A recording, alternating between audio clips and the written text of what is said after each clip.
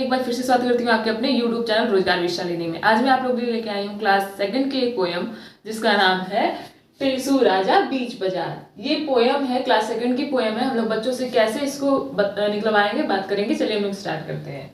तो हेलो बच्चों, कैसे आप सभी? अच्छे हैं? बड़े ही अच्छे मूड में लग रहे हैं आप लोग। तो आज हम लोग एक पोयम पढ़े, लेकिन उसके पहले आप लोग बताइए कि क्या कभी आप लोग अपने मम्मी या पापा के साथ बाजार गए हैं? कुछ खरीदा है आपने? कुछ खाया है कभी? बहुत ढेर सारी चीजें खरीदी हैं, जैसे कपड़े और जूते और टॉफी, चॉकलेट्स, है ना। तो उसी तरीके से आज मैं आपको बताऊंगी एक टेसू राजा की कहानी, जिसमें वो जाते हैं अनार लेने, है ना। बाजार जाते हैं क्या लेने? अनार लेने। कोई बताएगा अनार में कितने दाने होते हैं? वो रेड रेड, किसी को पता है? तो ऐसे तो वो जो टेसू राजा रहते हैं वो जाते हैं दुकानदार के पास, पूछते हैं कि इस अनार में कितने दाने। तो फिर वो ऐसे जवाब देते हुए इस पूरे कविता में बताया गया है। तो हम लोग अपनी कविता को स्टार्ट करें ना। तो सबसे पहले खड़े हो जाइए, एक्शन भी तो हम लोग करेंगे ना। सबको अच्छा लगता है तो stand up all of you, अच्छे से खड़े हो जाइए। एक साथ करेंगे, ठीक है। तो हम लोग स्टार्ट करें। ओके। टेसू राजा बीच बाजार, खड़े हुए ले रहे अनार। टेसू राजा बीच बाजार, खड़े हुए ले रहे अनार। इस अनार में कितने दाने, है ना। फिर राजा जी क्या पूछ रहे हैं कि इस अनार में कितने दाने। तो दुकानदार रिप्लाई कर रहा है क्या? दुकानदार क्या जवाब दे रहा है कि जितने हो कंबल में खाने, इस अनार में कितने दाने। जितने हो कंबल में खाने। अनार बताता है कि जितने कंबल में खाने हैं उतने ही दाने इस अनार में। तो फिर क्या पूछते हैं वो कि कितने हैं कंबल में खाने। राजा जी क्या पूछते हैं कि कितने हैं कंबल में खाने। तो एक साथ बोलिए, कितने हैं कंबल में खाने, भेड़ भला क्यों लगी बताने। कितने हैं कंबल में खाने।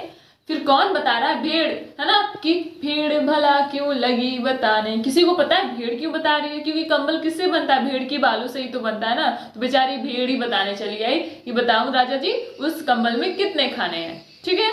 एक झुंड में भेड़े कितनी, एक पेड़ पर पत्ती जितनी। एक झुंड में भेड़े कितनी, एक पेड़ पर पत्ती जितनी। ठीक। फिर क्या पूछ रहे हैं? एक पेड़ पर पत्ते कितने। फिर पूछ रहे हैं कि अच्छा ठीक है, अगर तुम लोग कह रहे हो कि जितने पत्ते उतने ही, तो बताओ फिर एक पेड़ पर कितने पत्ते। तो फिर वो क्या कहता है? जितने हैं गोपी के घर लत्ते, है ना। एक पेड़ पर कितने पत्ते, जितने हैं गोपी के घर लत्ते। हैं क्या? गोपी के घर कितने लत्ते। बताओ भाई फिर गोपी के घर कितने लत्ते हैं, है ना। एक साथ बोलिए, आप भी बोलिए श्रेया। गोपी के घर कितने लत्ते। वो क्या बोले फिर? कलकत्ते में कुत्ते जितने, गोपी के घर कितने लत्ते। कलकत्ते में कुत्ते जितने, कह रहे कि उतने ही लत्ते हैं जितने कि पूरे कलकत्ते में कुत्ते हैं। देखो कैसे कैसे बातें बना रहे हैं ना दोनों आपस में। वो पूछते जा रहे हैं और वो बताते जा रहे हैं। वो कुछ भी पूछे, वो कुछ भी बताएं, ठीक। तो फिर आगे क्या होता है? 20,23,000 दाने वाला एक अनार। 20,23,000 दाने वाला एक अनार। जब इतना सब सुन लेते राजा जी तो क्या बोलते हैं? राजा कहे पुकार, मुझको दे दो 4 अनार।